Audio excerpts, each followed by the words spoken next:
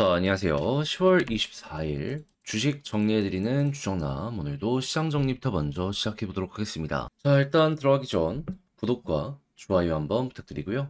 일단 어떤 내용들 나오고 있는지 살펴보도록 하자면, 현재 미국 쪽에서 부담이 되는 내용들이 조금 나오고 있습니다. 연준의 금리나 지연에 대한 가능성, 그리고 트럼프 전 대통령의 재선 가능성, 특히나 이 트럼프가 당선이 되면은 야 이거 혹시나 지금보다 이 정부 지출이 늘어나서 이걸로 인플레이션에 자극을 주지 않을까? 사람들은 이걸 걱정하고 있거든요. 근데 여기에 대해서는 분명히 제 나름대로 생각한 걸 조금 말씀드리도록 하자면은 일단 트럼프가 되면은 정부 지출이 조금은 더 올라갈 수도 있긴 할 거거든요. 근데 그렇다라고 해서 바이든이 돈을 안 썼냐?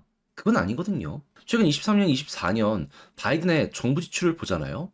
트럼프 때보다 훨씬 많이 썼습니다. 근데 그럼에도 불구하고 인플레이션은 결국 고금리를 유지하니까 잡혔잖아요. 그러면 현재 트럼프의 사람들이 표를 몰아주려는 이유도 인플레, 경제 부분에 있어갖고 트럼프가 조금 더 잘하는 것 아니냐라는 부분 때문인데 트럼프가 이걸 무시한다? 저는 그럴 리는 없을 거라고 생각을 하기 때문에 이 역시 좀 우려가 조금 섞여 있을 뿐이지 까봐야지 결국에 알 수 있는 부분이다 정도로 이제 2016년처럼 당선 이후에 어느 정도 안정이 되면은 이 역시 쏙 이야기가 들어갈 가능성 높다. 여기에 포커스를 두면서 보면 저는 괜찮을 것 같습니다. 그래서 이러한 상황 때문에 국채 이제 수익률이 많이 올라갔고 가격은 많이 떨어졌다는 얘기겠죠. 하다 보니까 증시에 부담이 되었다라고 생각을 할 수 있는데 일단 금리 인하에 대한 확률 보면은 일단 11월 달은 25bp 90% 정도가 인하가 현재까지 된다라고 보고 있기 때문에 이건 걱정할 필요 없을 것 같고 12월과 1월 연이어서 금리 인하 일정이 있거든요. 여기에서는 이 FOMC 회의에서 한 번 정도는 쉬어갈 가능성이 높다. 그래서 요 정도는 지금 시장에 반영이 되었으니 두 번 쉬어간다라는 내용만 안 나오게 된다면 무리 없이 계속 이 우상향을 만들 수 있는 요 부분 중간에 이렇게 가더라도 이렇게 될 수 있겠구나, 계단식으로 가겠구나 요 생각을 하시면서 접근을 해보시는 거 괜찮을 것 같습니다. 그래서 국제유가는 WTI 기준 70.77달러 마이너스 1.35% 하락 마감하였고요. 채권은 하락에 달러는 강세에 금 가격은 하락 마감하게 되었습니다. 자, 그럼 이외에 여러분들이 보시면 좋을 만한 뉴스는 뭐가 있는지를 살펴보도록 하자면 일단 중국에서 이 부양책, 돈 푼다라고 하는 부분이 전 세계에 나름 긍정적인 영향을 미쳤죠. 근데 중국에서 추가적으로 돈을 더 풀어야 된다라는 의견이 많이 올라오고 있는 걸 알 수가 있습니다. 그럼 이것도 잘 통하게 된다면 우리가 생각할 수 있는 게 뭘까요? 당연히 돈 풀린다는 건 한국 입장에서는 가장 큰 고객사가 건강해진다라고 볼 수도 있는 것이기 때문에 우리나라 증시 조금 안 좋은 거 얘네가 혀를 뚫어줄 수도 있지 않을까? 요거 한번 기대를 해볼 수 있지 않을까요? 그래서 중국의 의존도가 높은 기업이라면 지금 기회가 계속되고 있다. 요 정도로 요 내용은 이어서 보시면 될 것 같고, 자, 그리고 AI 같은 경우에는 다양한 부분에 정말 활용성이 높아지고 있습니다. 이 엔비디아의 블랙홀, 요게 이제 출하되는 속도가 조금 아쉽다 보니까는 뭐 무슨 문제가 있었던 것이냐라는 평가를 많이 받았는데 이걸 해결했다라고 하거든요. 진짜로 가속도가 붙을 가능성 높아지게 될 거예요.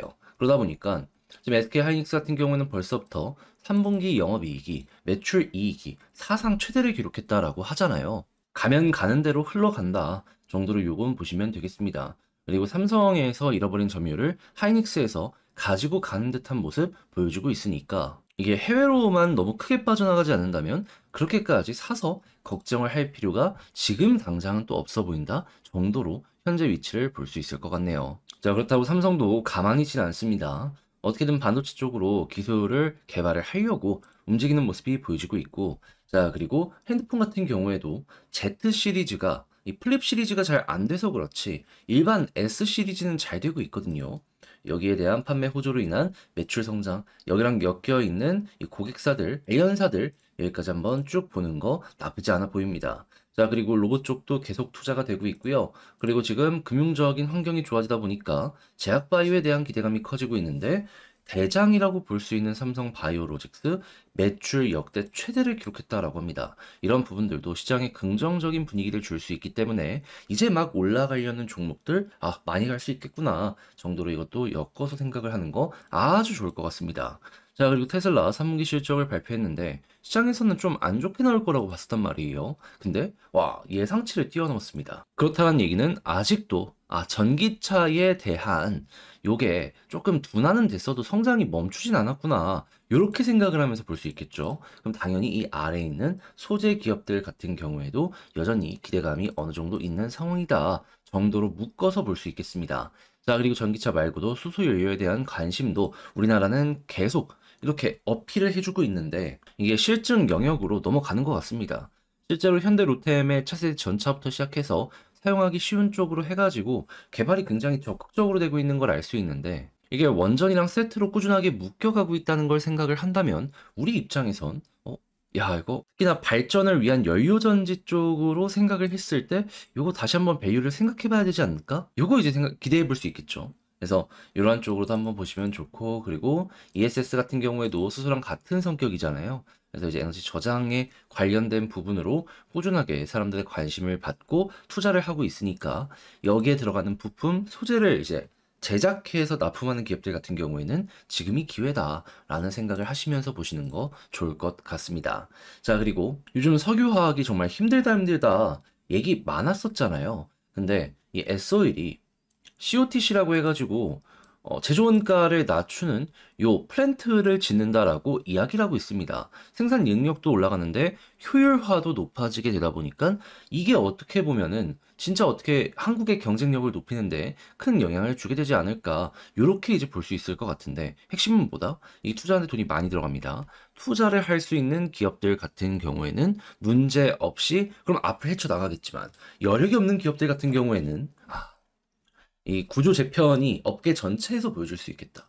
인수합병으로 인해서 몸집 불리기, 그리고 안 되는 기업은 떨어져 나가기, 이런 게 보여지게 될 수 있기 때문에 이 관련 내용들 같은 경우에도 이제 어떻게 될지 이 양극단으로 엮어서 좀 보시면 여러분들 이제 방향 잡기 되게 쉽지 않을까 싶습니다. 자, 그리고 마지막으로 지금 전기세 올라간다는 얘기가 들려오고 있잖아요. 하다 보니까는 여기에 영향을 받는 기업들 같은 경우에는 상황이 심각하게 이렇게 되고 있는 걸 알 수가 있습니다. 자, 그러면 지금 전기세 영향을 덜 받는 기업들 같은 경우에는 문제가 없어도 전기가 거의 모든 것이다 라고 하는 기업들 같은 경우에는 이거 전기세가 앞으로 더 올라갈 가능성이 높다라고 얘기하고 있기 때문에 지금은 볼 때가 아니네 정도로 넘어갈 수 있겠죠. 그래서 이것도 갈라서 이렇게 보시면서 여러분들 좋은 거 나쁜 거 잘 선택해서 향후 어느 정도 시장의 분위기가 좋아졌을 때 괜찮은 결과 뽑아내 보셨으면 좋겠습니다. 자, 이렇게 해서 오늘의 시장 정리 한번 싹 해봤는데 어떻게 여러분들께 도움이 되었을지 모르겠습니다. 잘 보셨다라고 생각을 하신다면 구독과 좋아요 한 번씩만 눌러주시고요. 지금 말씀드린 내용들 같은 경우에는 제가 텔레그램 공방을 통해서 장 시작하기 전 올려드리고 있으니까 같이 한번 공부해보고 싶다. 이외에도 이런 내용 같이 한번 확인해보고 싶다라고 생각을 하신다면 영상 소개란에 있는 링크 클릭하셔서 입장을 해주시면 될 것 같습니다. 자, 그런 만큼 오셔서 내용에 만족스러우셨다면 요거 따봉이나 하트 한 번씩만 눌러주시면 정말 감사드리겠습니다. 자, 그러면 개별 종목 살펴보도록 할게요. 자, 안녕하세요. 제가 이번에 가지고 온 종목은 두산 에너빌리티를 가지고 왔습니다. 자, 11선 어제 영상에서 바로 말씀드렸는데 귀신같이 믿고 반응하고 있습니다. 자, 그러면 이전부터 말씀드렸던 내용이 지금 잘 통하고 있고 그리고 기대할 수 있는 내용들도 점차 쌓여가고 있다. 현재를 이렇게 생각해 볼 수 있을 것 같은데 조금 집중해서 보면 좋을 부분이 뭐가 있는지 하나씩 살펴보도록 할 테니까요. 일단 들어가기 전 구독과 좋아요 한 번씩만 꾹 눌러주시면 감사드리겠습니다. 자, 일단 두산 최근 어떤 것 때문에 계속해서 올라가는 모습이 보여지게 되었었나요? 다른 그 무엇보다도 지금 빅테크 기업들이 자기네 데이터 센터 돌리겠다고 원전에 투자를 늘리다 보니까 이에 대한 기대감 때문에 두산도 같이 최근 급등하는 모습이 보여지게 되었었던 거잖아요. 근데 이 흐름이 그냥 여기서 끝이냐? 아니죠. 앞으로 이어질 수밖에 없죠. 그에 대한 증거로 볼 수 있는 게 뭐다? 결국 반도체가 많이 팔리니까 그만큼 이 원전에 대한 니즈도 커지는 거거든요. 근데 그 기준이라고 할 수 있는 SK 하이닉스의 실적을 봤을 때 3분기 어떻게 나오고 있다? 역대 최고 나왔다. 그래서 잘만 하면 이번에 삼성을 역전해서 1등을 차지할 수도 있는 것이 아니냐? 막 이런 소식들이 들려오고 있는 걸 알 수가 있습니다. 자, 그렇다면 이게 올해가 고점이 아니라 꼭지점은 내년이 될 것이다라는 얘기가 많이 들려오고 있거든요.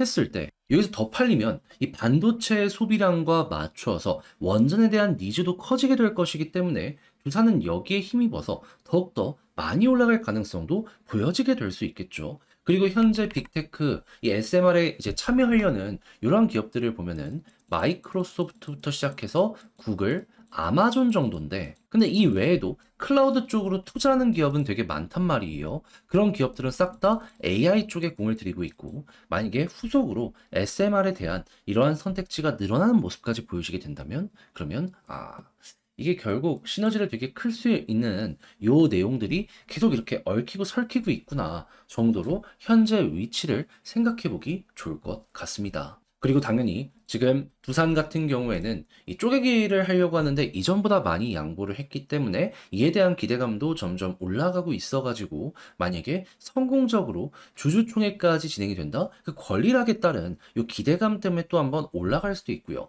그럼 단기적, 중장기적 현재 위치에 이 볼 수 있는 내용들이 이렇게 쌓이고 있다 정도로 현재를 이해할 수 있을 것 같은데 여기에 대해서 이제 사람들은 어떻게 생각을 하는지 주요 인사들의 투자 실적들 요걸 좀 보도록 하면은 자, 수급 봤을 때 외국인 계속 매수하고 있습니다. 제가 어제 음봉 나왔을 때도 영상을 통해 말씀드렸죠. 결국 외국인 들어오면 뭐다? 걱정할 게 없다. 들어오니까 올라가잖아요. 그러면 앞으로도 외국인 수급이 계속되고 기관 달라붙고 개인들 털리면 편안하게 보시면 되겠습니다. 막 뉴스 같은 데에서 이거 뭐 비판한다 막 내용들 나오고 있잖아요. 근데 그게 만약에 정말로 손해가 될 정도의 내용이었다면 이들이 사겠습니까?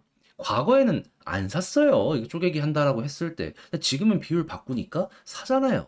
이들 입장에서도 이득이라고 볼 수가 있다라는 겁니다. 편하게 보시면 되고 지지라인은 11선 보면 될 것 같고 그리고 난 다음에 이제 올라간다면 또 한번 볼린저 밴드 상단에 시도가 올 겁니다. 했을 때 맞고 떨어지면 쌍국 나온다. 조심해야 될 것 같은데 만약에 여기를 돌파를 해주는 모습이 보여지게 된다면 가장 두터운 매물대를 이제 뚫고 간다는 거잖아요. 그렇다는 얘기는 여기서 이제 올리겠다라는 증거로도 생각을 할 수 있기 때문에 편안하게 추세 이렇게 되면서 이렇게 올라가는 거 생각해 보시면 될 것 같습니다. 그랬을 때 위에 어느 공간까지 비어있냐라는 걸 생각을 한다면 23,500원 아래 여기 이제 물려있는 개미들이 좀 많습니다. 하다 보니까 가까워지게 되면은 지금과 같은 이 소화의 과정이 거쳐지지 않을까 싶네요. 그래서 이게 싫다라고 하시는 분들은 이 조정 구간이 나오게 되었을 때 비중 조절을 들어가는 것도 하나의 방법이 되지 않을까 싶습니다. 하지만 만약에 빠르게 소화한다면 또 가겠죠. 네, 이건 여러분들 취향껏 보시면 됩니다. 자, 이렇게 해서 두산 에너빌리티 현재 어떤 걸 중심으로 보면 좋을지에 대해 하나씩 다뤄보게 되었는데 이걸 글로 쓰면서 영상 최종 마무리까지 해보도록 하자면 일단 나오는 뉴스를 봤을 때 뭐가 보여지고 있는 상황이다? 기대할 수 있는 게 굉장히 많아지고 있구나. 원전 관련해가지고는 반도체 요 실적이랑도 같이 엮어보는 거 아주 좋다.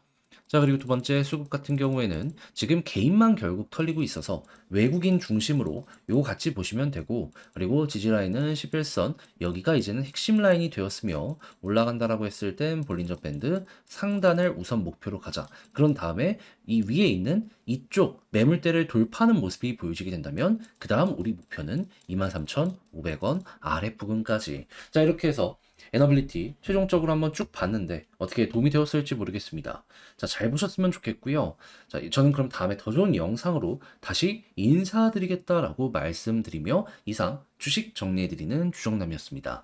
영상 끝까지 시청해주셔서 감사드리고요. 여러분들 그러면 남은 시간 화이팅입니다.